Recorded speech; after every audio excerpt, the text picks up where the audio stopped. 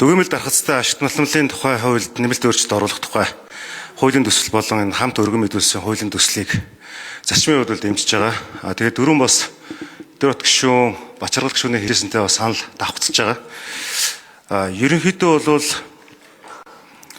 яг энэ усны айс сав газар, сан бүхий газар өнгөрсөн хугацаанд хичнээн хэмжээний энэ тусгай зөвшөөрөл гараад тэр нь ямар бүс нутгуудад ямар тоо үзүүлэлттэй байгаад энэ нь эргээд нийгэм байгаль орчинд ямар хэмжээний хэрэв мөнгө хэлбэрээр тогтоогдвол хичнээн хэмжээний төгрөгөөр үнэлэгдэх хохиролт гарчаад байгаа вэ гэдэг ийм судалгаануудыг маш сайн олон нийт гаргаж өгөх зайлшгүй шаардлагатай байгаа. Мэдээж энэ бол хуулийг санаачлах нийгмийн эдийн засгийн үндэслэл байгаа шүү дээ, тийм ээ. Энийг бол бас сайн гаргаж өгөх хэрэгтэй. Нөгөө талаас бас энэ зүгээр ингээд усны сан бүхий газар гадна ер нь бол жишээ татад бид нар дархан руу явхад дахны замаар явах зам зуур маш олон гээд хайраг дайраг аваад тэрийгэ ухаад дэлглээ хайцсан юм шиг онгоосоо том ийм сүйтгэрүүдийг ингээ гаргацсан. Энэ дээр эргээд ер нь яг ямар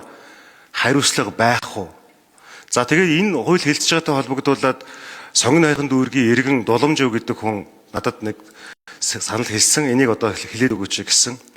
Яг энэ туул голын айс савд асар хэмжээний барилгын хог хайсан байна гэж.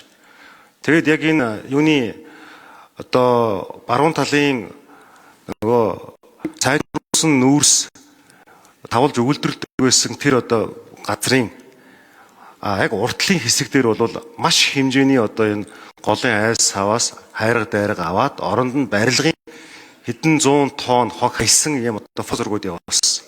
Тэгээ энэ дээр ингээд байгаль орчны яам болон энэ холбогдох хүмүүст нь дуулгаж өгөөч гэсний дагуу бас ингээд дуулж байгаамаа. Тэгэхээр ер нь бол энэ хууль гараад гон мөрдөгдөх хэрэгжих энэ хуулийг ашиглаж амьлуулах гэдэг бол маш чухал зүйл байгаа. Бид нар туршлагатай зүйл бол гэсэн олон улсын имплементашн хэрэгжүүлэх энийг хяналт тавих гэдэг бол маш чухал зүйл байгаа гэдэг.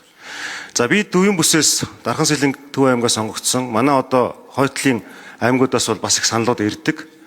Ямар саналууд ирдэг вэ гэхээр энэ авилга хээл ахуулын бас нэг шалтгаант нөхцөл болоод байгаа юм биш шүү. Маш хүн сурталт агуулад байгаа юм биш шүү. Нөгөө төвлөрсөн ингээд өхөр. Эсвэл бас хоёр талтай. Нөгөө орон нутагт нь ингээд бүхэр тэнд бас тодорхой явцсан ашиг сонирхол үйлчлээд байгаа юм биш шүү гэж. Тэгэхээр энэ аливаа нэгэн лицензийг өгөхдөө зөвхөн усны сан бүхий газраас гадна ер нь ил тод байх эргээд тэндээс ашиглалт олборлолт явууллаа гэхэд нөхөн сэргээх эргээд тэр нь байгаль орчин экологид хор хөнөөлгүй байх тал дээр нь хамгийн бага түвшинд хор хохиролтой байх тал дээр нь энэ хууль маань бас явах ёстой гэж үзэж байгаа. Тэгээд цаашлаад бол хилцүүлгийн шатанд бол тодорхой саналуудыг хэлээд явнаа гэж бодож байна. За ингээд ер нь ингээд том зургаар харах юм бол та бүхэн бас мэдж байгаа манай заамар зарим томоохон компани голын голдөрлийг өөрчлөөд тийм ээ туул голын урсцыг нь өөрчлөөд гол урсж исэн газар нь хүртэл олборлолт хийгээд ухаа төнгөцсөн зүйлүүд маш гарсан. Манай тосон заамар гэдээ очиход бол ийм нүд халтрам түүндээ хүмүүс нь дасчихсан зүйлүүд ч гэсэн байгаад байгаа.